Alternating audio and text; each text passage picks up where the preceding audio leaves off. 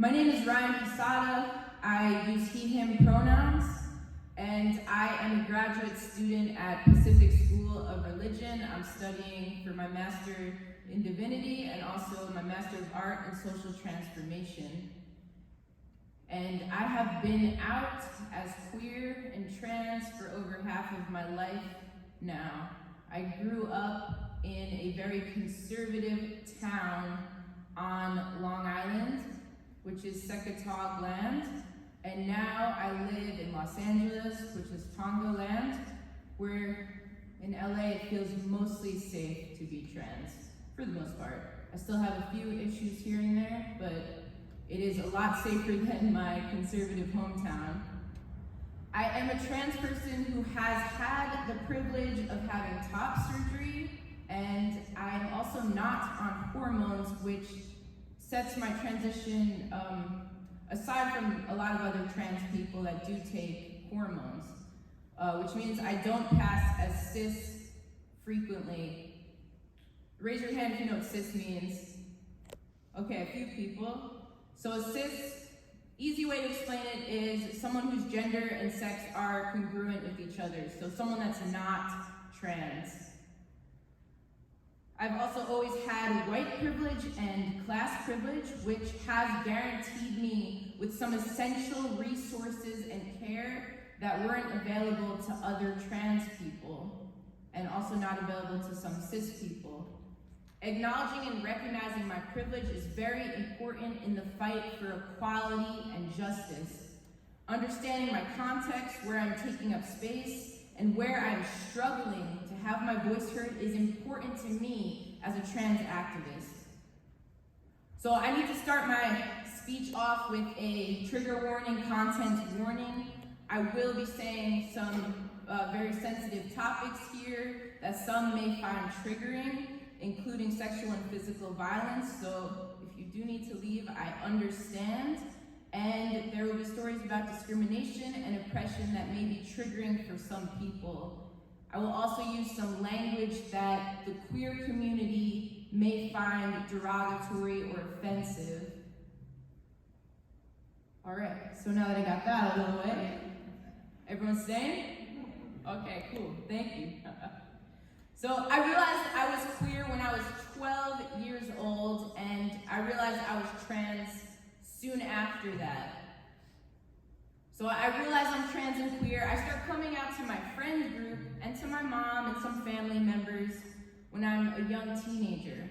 And by the time I was 15, I was already starting to do activist work through the LGBT Center. I was on a team called the Safe Schools team. And I was called to go on international television on the Larry King Live show on CNN. Anyone remember Larry King? Show of hands. Rest in peace. 2009, it was a very, very different time for trans people.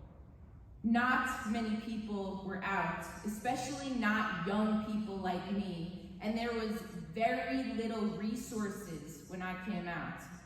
Trans YouTube had only just begun, and there were just a handful of videos from just a few trans guys. I mean, I could count them on one hand. I joined them, I started making videos. I was a young teenager. And at that time, it also took weeks to get a chest binder, and that was to flatten the chest before surgery. And those had to be shipped all the way across the country, so it was extremely hard to get. Now in Los Angeles, you can go into a store and get one. I think they sell them in Target now, so that's how far we've come. And when I said I was transgender, people would ask me, what does that mean? There was not even a basic understanding of the term back then. And as far as surgery went, there was like 6 surgeons in the entire country to pick from, meaning I had to fly all the way to California from New York to be able to get surgery. And I'm sure many of you know now that there are thousands of trans YouTubers and probably hundreds, if not thousands, of surgeons in the country. And some insurances even cover trans-related care now. And trans surgery is affirming and life-saving for trans people, for a lot of trans people, surgery is a necessary part of transitioning and a necessary part of surviving. So at that time, 2009, I'm about to go on the Larry King live show. I'm contemplating it. I felt super alone in my experience. I felt isolated. I did not know anyone else like me. And I think most humans could relate to a feeling of being alone or feeling isolated on some level. Can anyone relate? Trans or not, right? This is a human experience. And that's a very devastating feeling.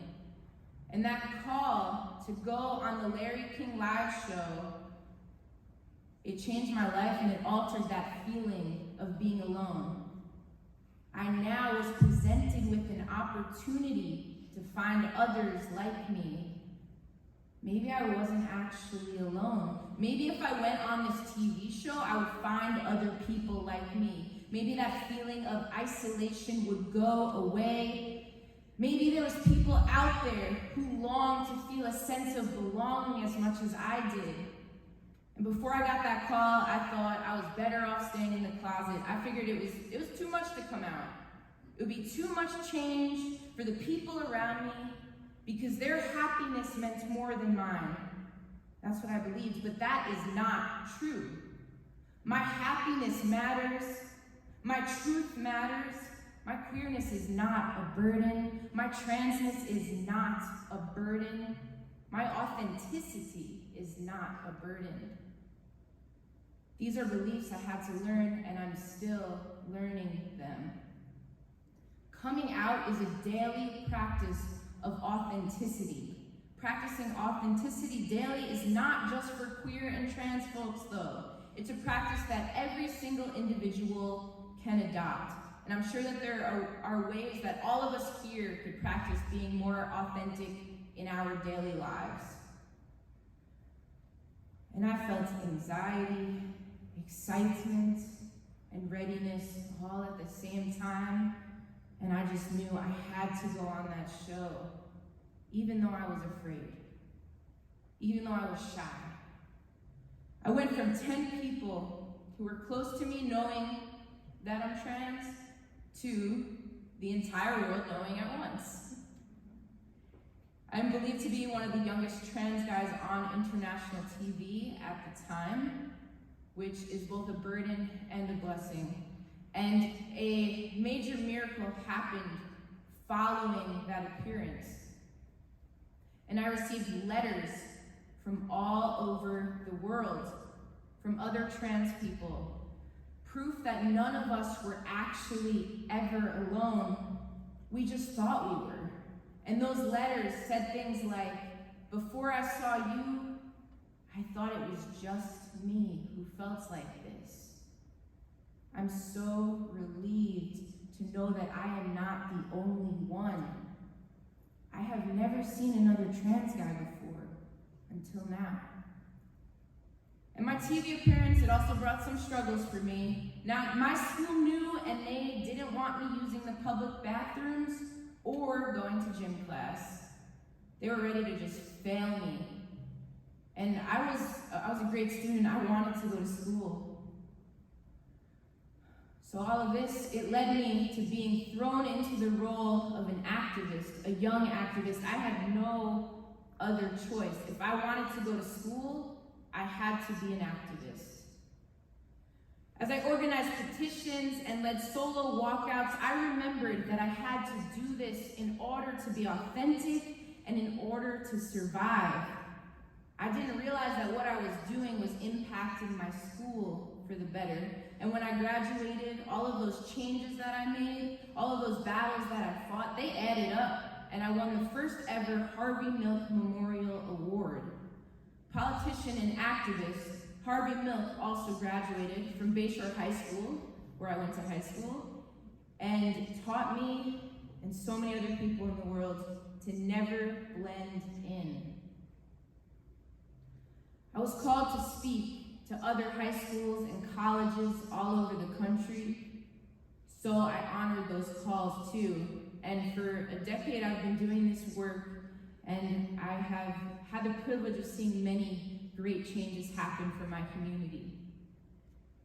And while I was so young doing all of this activism work, my coping skills were destructive because I wasn't taught how to self-care.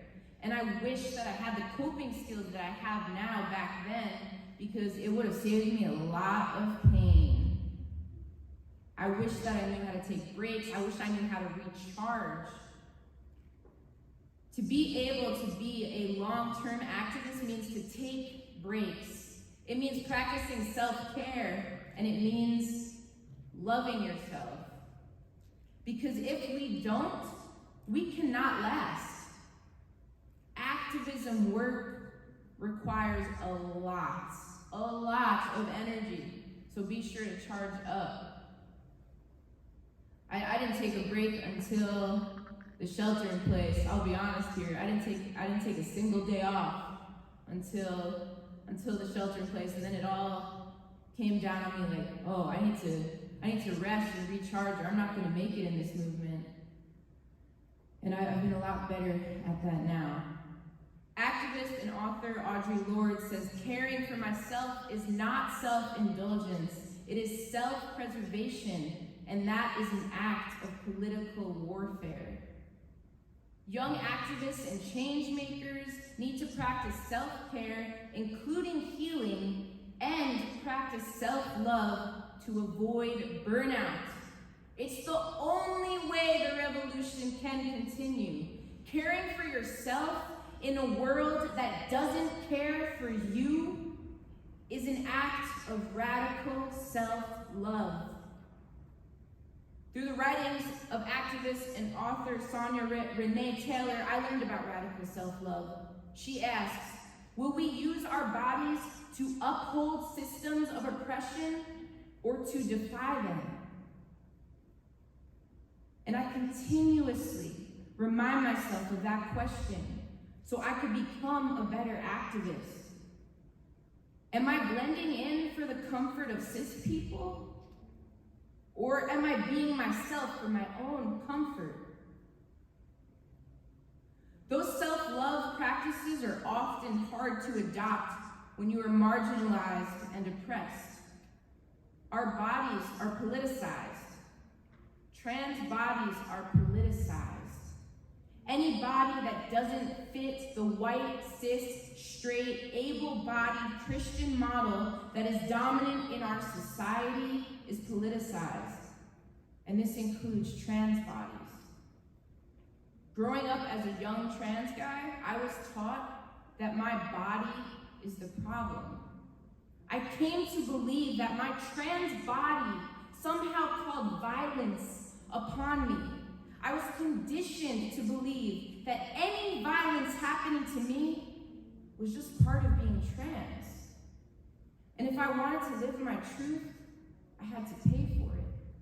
I was taught that my difference was too much for people. So if they wanted to ask me insensitive questions or make rude, harmful comments, then that was okay. And I kept listening to these dehumanizing statements, and they sunk in.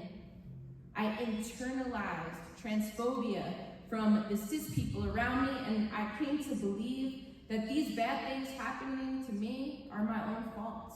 Why? Because I'm trans. And I learned this how?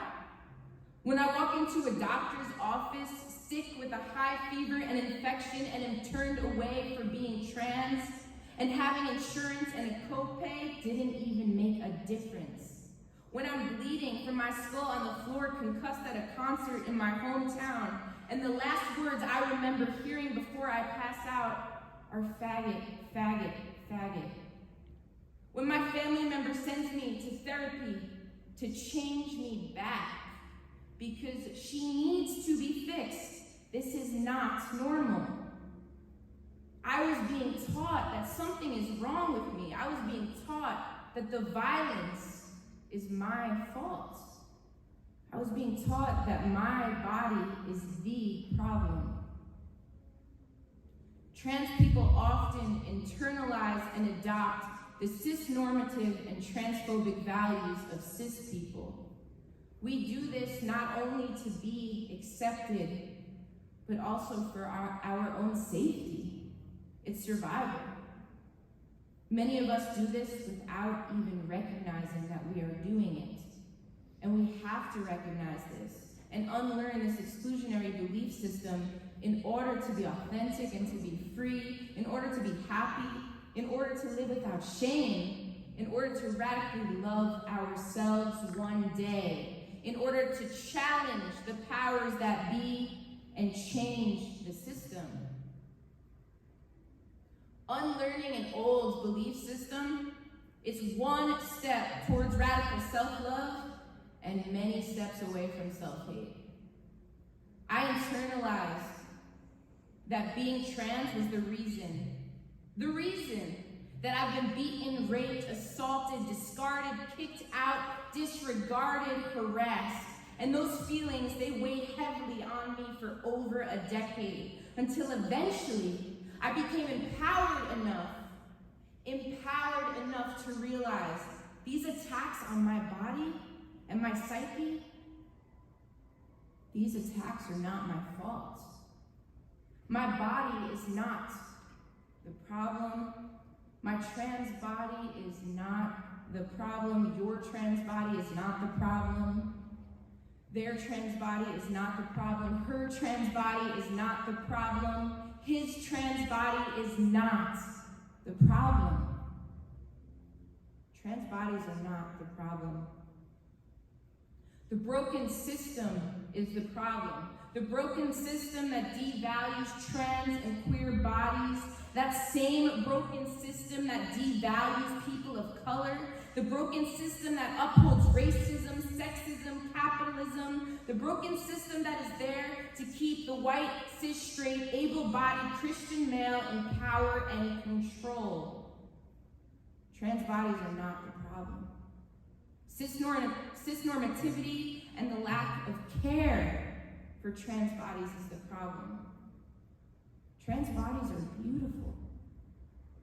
We are filled with love, hope, dreams, visions, authenticity. We are human and we all deserve love. We deserve equal opportunity. We deserve kindness and respect. We deserve safety.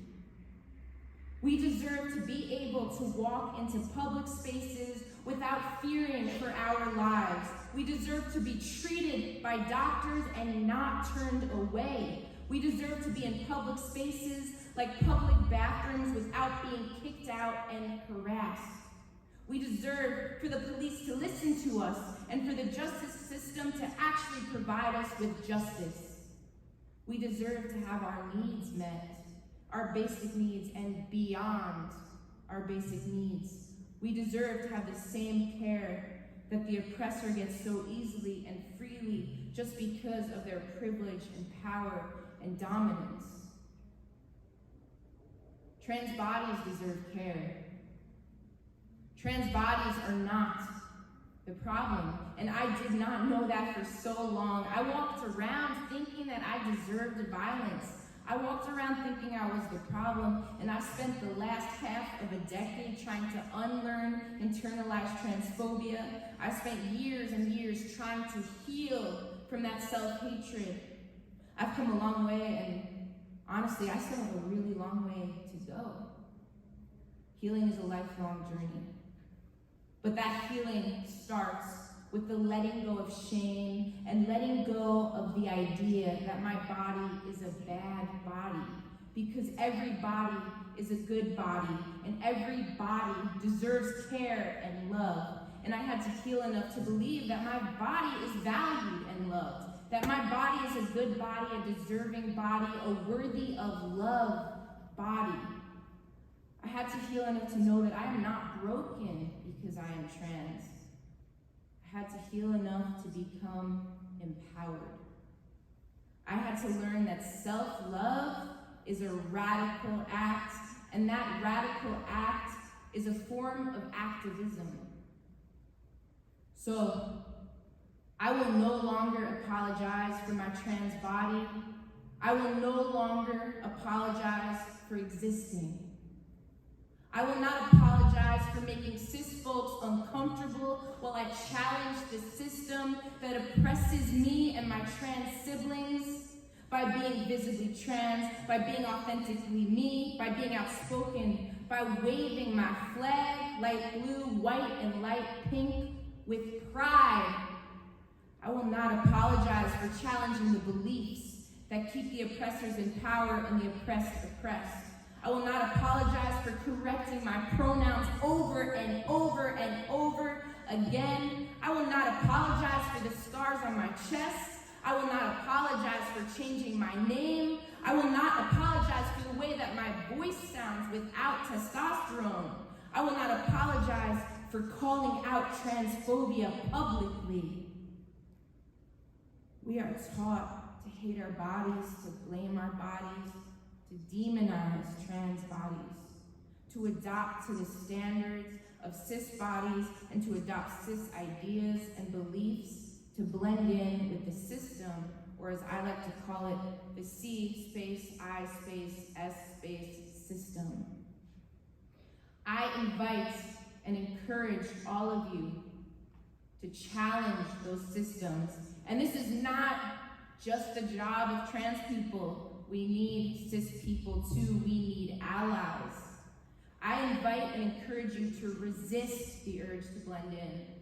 I encourage you to love yourself unconditionally, to be authentically you, to love your body, to love what is different about you.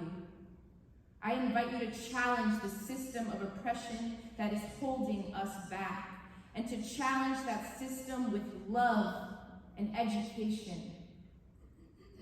And to start doing that by radically loving yourself and realizing that you belong here just as much as they belong here. I've seen real changes happen for the trans community in my lifetime. And I've been doing this for 15 years now, over half my life, and I've seen change. Change is happening, more change is coming. I have 100% faith in that. We are becoming more visible. We are becoming louder and stronger. People know what the trans flag looks like now. We will not sit down. We will only stand up, stand up, stand up. Please stand up for your sake, for our sake, and keep marching forward, loving your trans body and the trans bodies around you. Speak up, speak out, use your voice. Lift the voices of those living on the margins. This means allies too. We need cis people to challenge these systems with us. Challenge those systems of oppression. One way for cis people to join our movement, one really, really simple way, is to introduce yourself with your name and your pronouns. I'm Ryan, he, him. This shows the trans people around you that they are safe with you, that you are aware enough of our existence. I invite you to join me, because we are meant to thrive, not just survive.